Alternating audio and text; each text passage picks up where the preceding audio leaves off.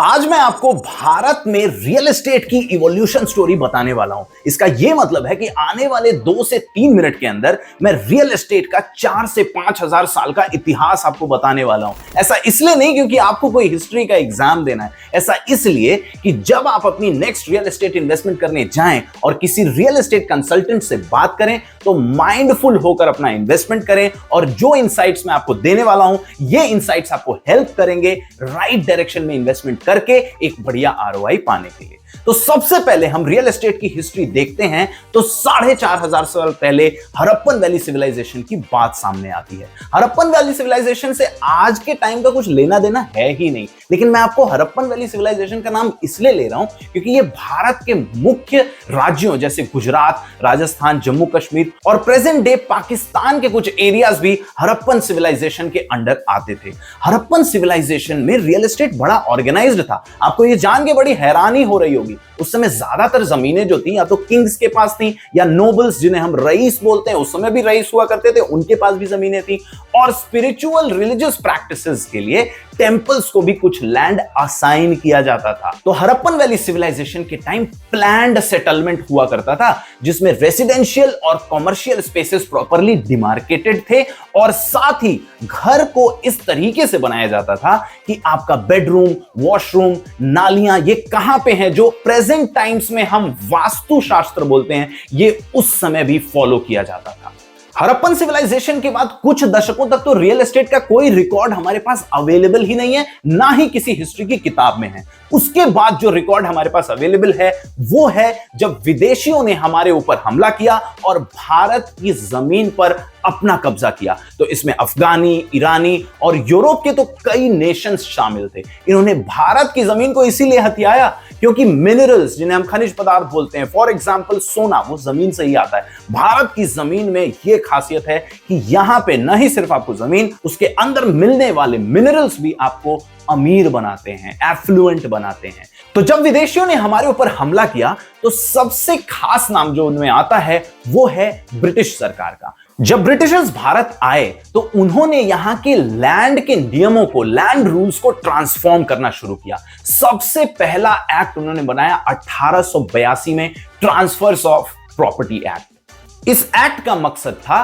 कि real estate system को और ज्यादा फॉर्मलाइज किया जा सके। और जब ब्रिटिशर्स भारत आए तो उनकी यह मजबूरी हो गई कि हमारे देश के जो गांव हैं उनमें कुछ गांवों को अर्बनाइज किया जाए। तो वहां से उत्पन्न हुए कलकत्ता, मद्रास, चेन्नई जैसे शहर जिन्हें अर्बनाइज किया गया एडमिनिस्ट्रेटिव, कॉमर्शियल और रेसिडेंशियल नीड्स को फुलफिल करने के। लैंड ओनरशिप का जो पैटर्न था उसको भी ब्रिटिशर्स ने चेंज करना शुरू किया। उन्होंने कुछ सिस्टम लाए जिसको हम बोलते हैं महलवारी सिस्टम, रैयतवाड़ी सिस्टम, जमींदारी सिस्टम। उनका सिर्फ एक ही मकसद था कि वो जिसे चाहें लैंड राइट्स उन्हीं के पास रहें, क्योंकि ब्रिटिशर्स ने भारत को अपनी कॉमर्शियल रिक्वायरमेंट्स को फुलफिल करने के लिए गुलाम बनाया था। अब ये तो हो गई आजादी से पहले की बात। इसका आज के रियल एस्टेट से कुछ खास लेना देना है नहीं, लेकिन 1947 के बाद जब भारत और पाकिस्तान अलग अलग हुए तब जो नियम बनाए गए रियल एस्टेट से related,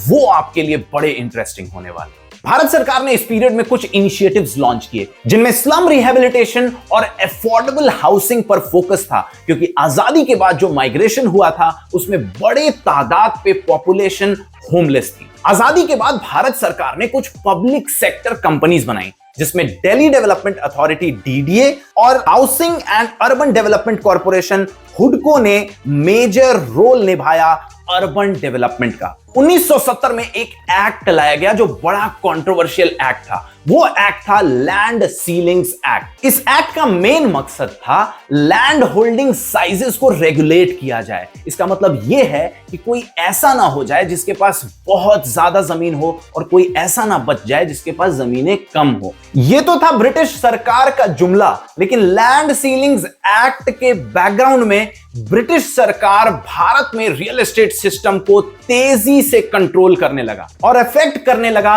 large scale real estate developments को। अब इस पीरियड में हम 2024 के पास पहुंचने से पहले 1991 की बात करेंगे, क्योंकि 1991 में इकोनॉमिक लिबरलाइजेशन हुआ। 1991 में रियल एस्टेट में फॉरेन डायरेक्ट इन्वेस्टमेंट को अलाउ किया गया। यह रियल एस्टेट सेक्टर के लिए एक टर्निंग पॉइंट था, क्योंकि ना ही सिर्फ डोमेस्टिक इन्वेस्टर्स बल्कि फॉरेन इन्वेस्टर्स भी भारत के रियल एस्टेट में इन्वेस्ट करने लगे और large scale real estate developments को इफेक्ट करने लगे। बैंगलोर, गुड़गांव, पुणे जैसे आईटी हब्स को डेवलप किया गया और पूरे भारत में अर्बनाइजेशन की स्पीड को बढ़ा दिया गया। डीएलएफ, हीरानंदानी, प्रेस्टीज ग्रुप भी इसी पीरियड में प्रोमिनेंट रियल एस्टेट डेवलपर्स हो गए। अब आते हैं साल 2000 से 2024, पिछले 24 साल के इतिहास पे। सबसे इंपॉर्टेंट डेवलपमेंट हुई 2016 में, जब रियल एस्टेट रेगुलेटरी अथॉरिटी बनाई गई। इस अथॉरिटी के बनते ही रियल एस्टेट में ट्रांसपेरेंसी और अकाउंटेबिलिटी बढ़ गई। 2016 के बाद रियल एस्टेट डेवलपर्स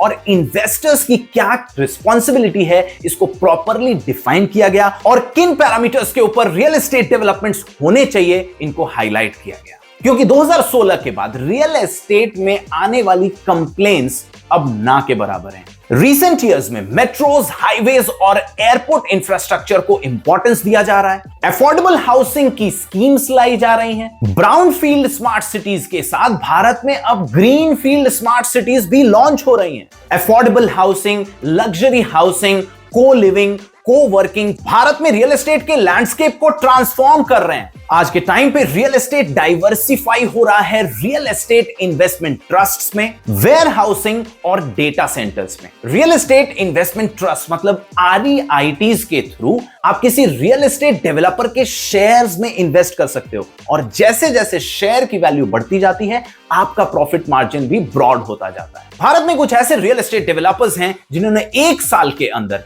अपने शेयर्स और अपनी लैंड की वैल्यू पर अपने इन्वेस्टर्स को 90 से 100% का भी एप्रिसिएशन दिया है। Technology driven smart construction techniques Bharat में रियल एस्टेट के फ्यूचर को शेप कर रहे हैं और इतना ब्राइट बना रहे हैं कि भारत जल्दी ही एशिया की रियल एस्टेट कैपिटल बनने वाला है। ये तो थी रियल एस्टेट की एक क्रिस्प हिस्ट्री। अगर आप रियल एस्टेट से रिलेटेड कोई और क्वेश्चन पूछना चाहते हैं तो कमेंट सेक्शन में हमें जरूर लिखें, जिसका रिस्पांस आपको 24 घंटे के अंदर ही मिल जाएगा। और भारत में रिसर्च बेस्ड इन्वेस्टमेंट एडवाइस चाहिए तो नीचे दिए हुए नंबर पर कॉल कर लें और चैनल को सब्सक्राइब करके बेल आइकन को जरूर दबा दें, ताकि हम आप तक ऐसी यूजफुल इंसाइट्स लाने के लिए मोटिवेटेड और एक्साइटेड रहें। तब तक के लिए धन्यवाद।